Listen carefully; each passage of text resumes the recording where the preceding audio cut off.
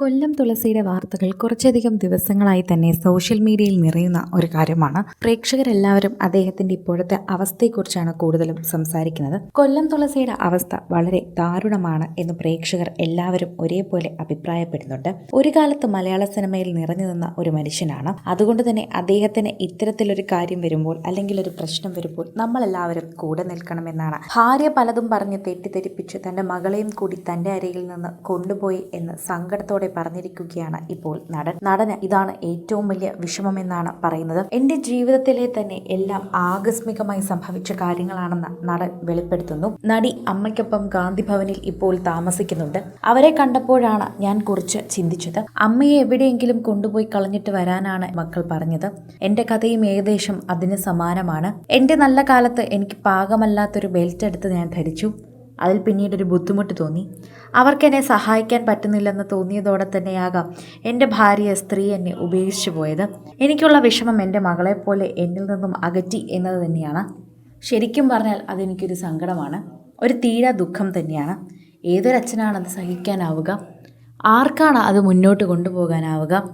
എനിക്കുള്ള വിഷമം എൻ്റെ മകളെപ്പോലെ എനിക്ക് നിന്ന് അകറ്റി എന്നുള്ളത് തന്നെയാണ്. എടുത്തു പറയാൻ തക്ക ഒരു കുറ്റവും എന്നിൽ ഞാൻ ഇതുവരെ കണ്ടിട്ടില്ല.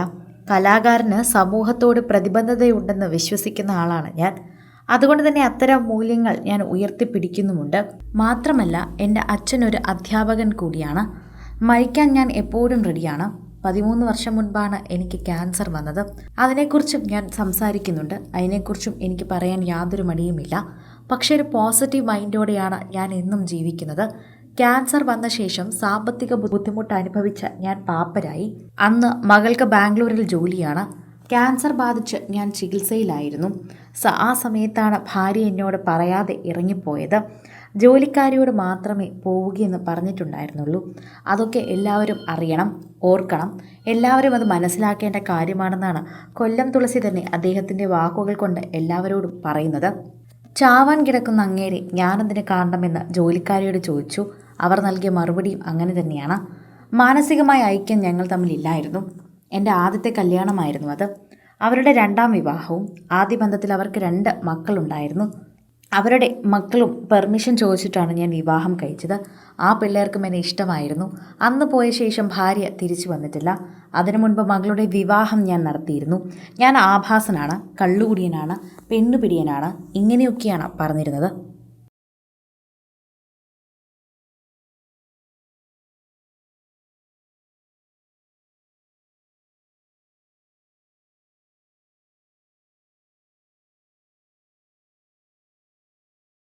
കൂടുതൽ സിനിമ, സീരിയൽ, ചാനൽ വാർത്തകൾക്കും നിങ്ങളുടെ പ്രിയപ്പെട്ട താരങ്ങളുടെ എക്സ്ക്ലൂസീവ് അഭിമുഖങ്ങൾക്കുമായി സബ്സ്ക്രൈബ് ചെയ്യാൻ മറക്കല്ലേ.